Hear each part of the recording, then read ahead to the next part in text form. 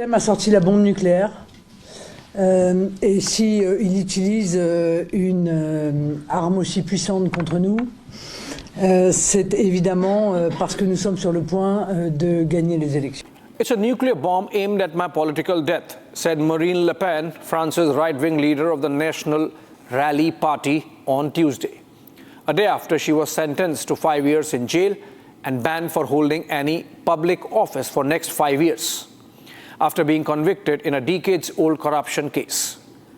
The purported crime involved Le Pen employing some of her party's office bearers in France at the expense of European Union funds when she was a member of the European Parliament in the 2004-2016 period. The verdict drew immediate, strong reactions from the conservative world. Donald Trump called it a witch hunt. Viktor Orban of Hungary posted on X, "I stand with Marine." Le Pen is not just any other politician. She's the first leader from the right in France who is close to becoming the president of the French Republic, or was till this week's verdict. Le Pen has single-handedly consolidated the position of her party as a credible right-wing alternative in French politics over decades, even throwing out her father in 2015 for his extreme views, in her efforts to mainstream the national rally.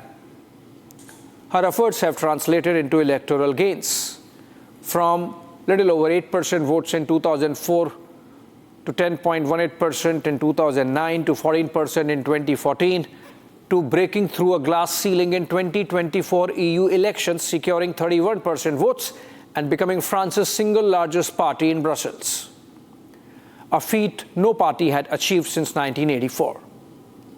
Her June 2024 EU victory forced Emmanuel Macron to declare a snap poll for the lower house of the French Parliament. And even there, Le Pen emerged as the winner in the first runoff, getting more votes than EU polls. Facing a real threat of a right-wing takeover, the traditional left-leaning French establishment realigned political forces to relegate Le Pen's party to third position in the second round, but not before turning Le Pen into a real force in the reckoning.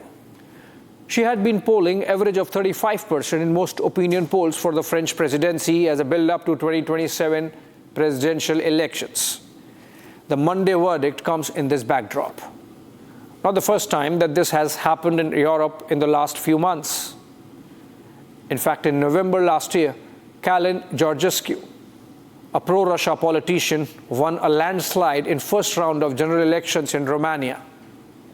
Even before the last of the votes were counted, his election was countermanded by the country's constitutional court in Bucharest on the grounds that his campaign used digital platforms in a manner that it amounted to fraudulent use of technology.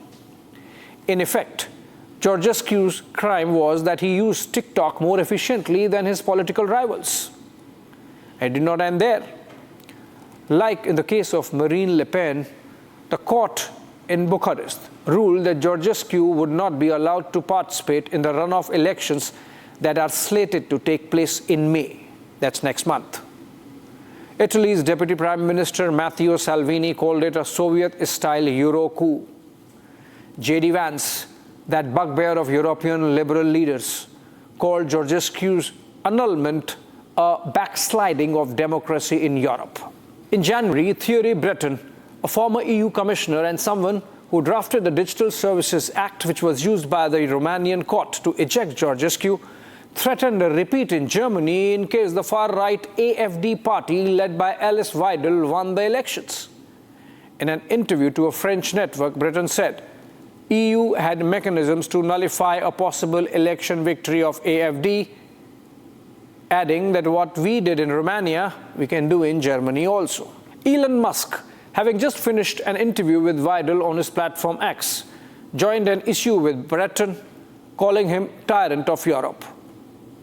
Call it the ruling elites, call it the deep state, call it the really deep left establishment. From France to Romania to Germany, it knows when to strike and how to gerrymander verdicts. That leaves us with the question, is Europe truly democratic?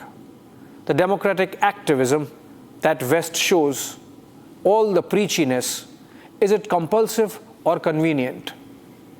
If a referendum is the most direct form of democratic exercise, what's Europe's record? Let's look at some history without passing any judgment. Back in the 1990s, Denmark voted against joining the EU as part of the Maastricht Treaty in June 1992. The European ruling elites did not like this vote against their consensus, and the Danes were made to vote again. This time, in May 1993, Denmark turned around and voted yes.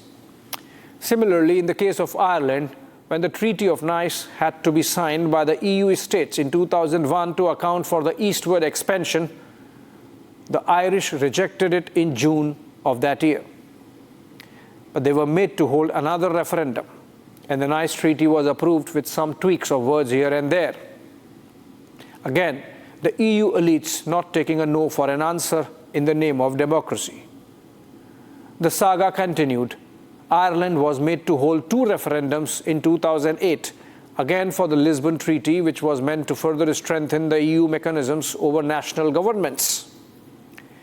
It gets better. France held a referendum in 2005 on whether to accept the EU constitution. It was defeated with a clear majority of 55% voting against it. The French political elites simply dumped the vote, changed leadership. PM Jean-Pierre Raffarin was replaced with Dominique de Villepin. Nicolas Sarkozy, a Euro hawk, was brought in as interior minister, and the Lisbon Treaty was just approved with a parliamentary vote, not bothering at all about a referendum this time.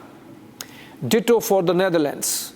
A referendum the Dutch held after 200 years was nullified because it did not suit the expected results. Clearly, democracy is good, but direct democracy is not. Obviously, because it loosens the control of the elites, which is absolutely fine, but then why be so preachy is the question. You can safely come to the conclusion that for Europe, democracy is a test in which, if you get the wrong answer, you have to simply vote twice, as this recent history proves. Thanks for watching.